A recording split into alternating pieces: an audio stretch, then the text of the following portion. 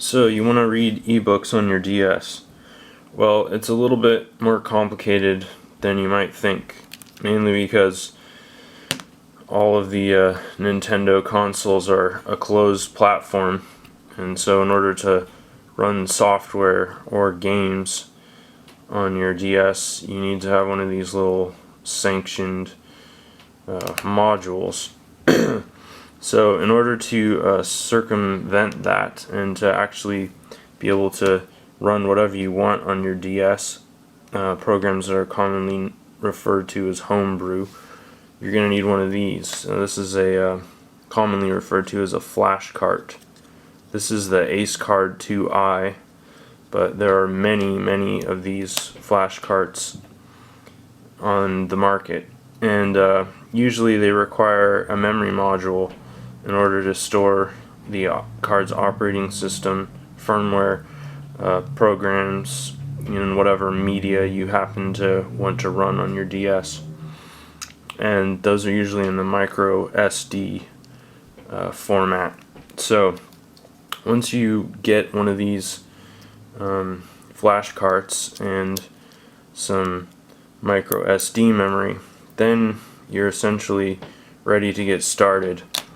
And so the next thing you're going to need is an actual application that will let you read ebooks. Now, most of these modules, flashcards, will come with an operating system on them that will let you natively open text files, but they're not very elaborate. They're just like basic text file read programs, so they're not going to have all the features of an ebook reader. So I looked at a few of the ebook readers for DS, and I think there are only two that are really worth bothering with, and that's DS Reader and DS Libris. The latter is the one that I prefer, and I'll be demoing those in this video. And lastly, you're going to want some ebooks, of course, to actually read. You can buy those from many different places online, but personally I like to get mine for free, so I go to Project Gutenberg, where they have literally tens of thousands of public domain ebooks that you can download. Alright, so let's get right into it and demo the software. Alright, so the first thing I'm going to do is just demo the programs that I talked about a minute ago.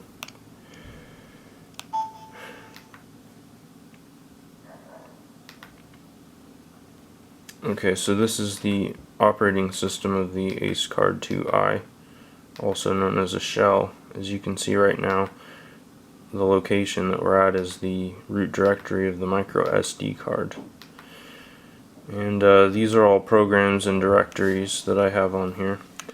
If you use DS Libris, it creates this directory right here, the book directory, and you have to use that to store all your ebooks in. Okay, so first I'm just going to demo DS Reader.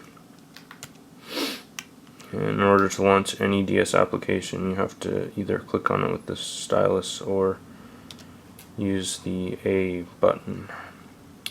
Alright, so this isn't very intuitive, but you swipe upwards to open up the GUI. And so right here you have your like Explorer, and then you have your library, you have your settings and advanced settings. So I'm going to open the default ebook that comes with this application, which is Alice in Wonderland. Okay, now settings are all pretty self-explanatory. Oh, and I should probably mention this, that you have the ability to save bookmarks from within the library option. So settings, okay, you can load your own custom fonts if you like, which I think is pretty cool, and it handles that just fine without crashing, unlike DS Libris. You can change the font size, and the nice thing about this is it adjusts in real time on the screen, so you can decide what works best for you. And if you want to, I don't even know why they have this option, but you can just use one screen. Seems kind of pointless, except for maybe saving battery life. Alright, so that's DS Reader. Oh, one other thing. The controls are really kind of unideal in my opinion. Like, you basically use the shoulder buttons to go through the text, and this application only supports the landscape style reading, which I definitely do not prefer.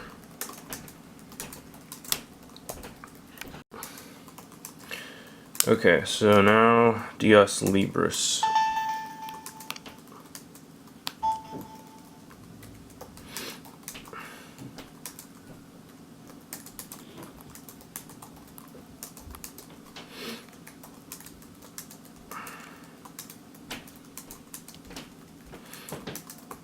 Now the first thing it does is parse all the ebooks you have in your book directory, which I think is unnecessary and pretty stupid, but whatever. Okay, and the first thing you'll probably notice about this, and I think it's the best feature, is that this program lets you read books in the portrait rather than landscape style, which takes advantage of both screens. Just gives it a very natural feel, like you're holding a real book when you're reading. So, and also the first thing it does is it brings you to your library, which really makes sense, because why would you want to have to go through a separate menu? You can just immediately start looking through all your books. There is one major limitation with this program, and that's that it supports very few formats of ebook. EPUB, which is great, and an XML format that's kind of obscure. I don't really understand why they would go with that format, and it doesn't even read plain text. You actually have to convert to XML if you're gonna read plain text files. So I think that's kind of stupid, but let's just go through the preferences. So you got paragraph spacing, font size. You know, this is pretty self-explanatory. You can change these fonts if you want, although I've never successfully done it. Even with TrueType fonts, it's always crashed the program. So you're pretty much limited to using this Liberation font, which is okay, but I don't really like it. Alright, so let's open up a book. Just click on it to open. It says opening EPUB right there, and there's your book. Alright, so basic features. The start button will take you back to the library window. The select button will create a bookmark denoted by a little asterisk that appears next to the page number down here. As you can see, I'll bookmark this, and now there's an asterisk. So as far as the GUI is concerned, it's pretty intuitive. I think it could have been done graphically a little bit better, but basically your page number is right here, and as you go through, you see this starts to move from left to right, and it shows you how far you're progressing through the book. As for changing through pages, you can click or touch the touch screen on the right side to go forward, the left side to go back, or you can use the D-pad down here, same thing. Or alternately, if you want, you can use the shoulder buttons. The top one goes forward and the bottom one goes back. I don't think that's very intuitive, and in fact I really wish there was a way to disable the shoulder buttons, because often I find that I bump them when I'm reading. And if you want to move quickly through your bookmarks, you can use the D-pad up and down button, which is really cool, because that way you could actually mark places in the book for, you know, like notation basically. And okay, let's see, one other thing I wanted to go through. Oh, right, of course. Just gotta reopen this book really quick. The buttons up here. Basically, Y adjusts your brightness. There's 4 levels, and that's pretty cool. And X reverses. So I mean, that's kind of useful, I guess, in certain situations. So yeah, that's basically, I think, the two best programs for reading ebooks on the DS. And hope you found this tutorial useful. Any questions, I'll be happy to answer. Thanks for watching.